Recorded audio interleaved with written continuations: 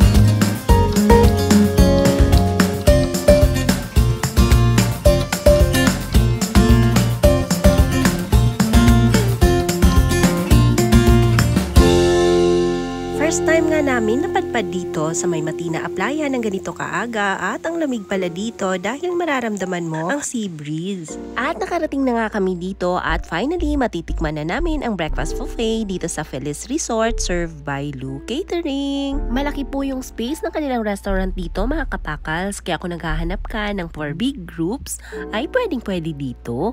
Ang location nga po pala nila ay dito sa Feliz Complex, Shanghai, Matina, Davao City. At ang kanilang breakfast buffet ay open from 6:30 AM to 9:30 AM every Saturday and Sunday. Sa halagang 269 pesos ay talagang ma-overwhelm ka sa dami ng pagpipilian. Napakamura nga dito pero sulit na sulit ang lasa ng kanilang mga pagkain. Yung rice nga nila dito ay chow fan style na. Makakakain kayo dito ng chorizo, hotdog, tuna paksiyo, bangus, Spanish sardines, fried salmon, daing na bangus, fried chicken, chicken tocino, imbutido at scabetche. Meron din naman silang arroz caldo, champorado, Pinoy salad station at ang kanilang egg station. At may mga kakanin din at libre ang kanilang juice dito, sikwate at coffee. O diba, sa iyong 269 ay solve na ang iyong breakfast. Pang hotel style pa nga. Isa din talaga sa nagustuhan namin dito ay napakasarap talaga ng kanilang chorizo. Kilala na nga ang Lou Catering na nagsiserve ng masasarap na pagkain. Kaya nung una, kahit nagsiserve lang sila ng dinner buffet, most requested talaga na magkaroon sila ng lunch at breakfast buffet. Kaya challenge accepted, ito may pa-breakfast buffet na sila every weekend. Bagay na bagay talaga ito sa iyong early cravings. At si Kuya Liam ay naka-avail din nitong hot chocolate stirrer at gustong-gusto niya talaga. Sabay na ta, kauban mga tropa, promise malingaw ka, dali kay mga unta, ayaw ni pagyasa.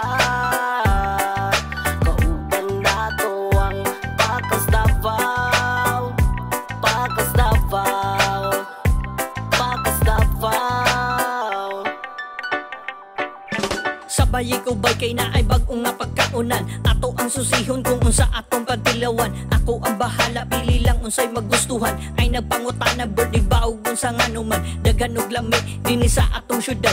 Labi na nga amo kaon lang atong abilidad. Sinabaw nga pasayan, lechon nya tinadtad, kay baw ko nga lami ay lagali mo tog bayad. Kompleto ta diri, mahautog pa ni hapon, bulalo kare-kare og espesyal nga inunon. Kung gusto kape, naapod ay lagpalabi, mga gusto ginami sa latapok lang di ari.